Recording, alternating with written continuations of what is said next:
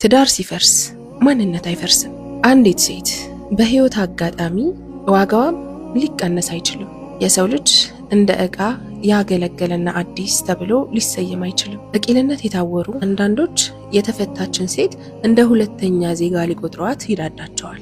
ነገር ግን ታሪክን ወደ ኋላ ብሎ ላስተዋለ ሰው እውነቱ ሌላ ነው።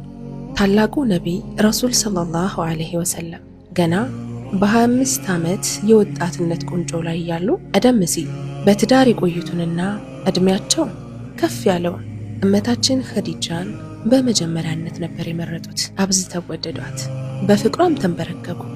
ፍቅሯ ተቸረኝ በማለት የክብር ክብርም ሰጧት። እርሷ በህይወት እስካለች ድረስም ሌላን ፈጽሞ አልፈለጉም ነበር። ሰው የሚመዘነው አላህን በመፍራቱ በስነ ምግባሩ እንጂ ፈጽሞ በትዳር ታሪኩ አይደለም። ልጅ መውለድ ክብር እንጂ ውርደት አይደለም። በአንድ ትዳር አለመዝለቅ የውድቀት ማሳያ ሊሆን አይችልም። ውበትና ወጣትነት እንደ ማለዳ ፀሐይ ጠላቂ ናቸው። ዘላቂው ጥራት ግን የዲን ጥንካሬና የስብዕና ልዕልና ናቸው።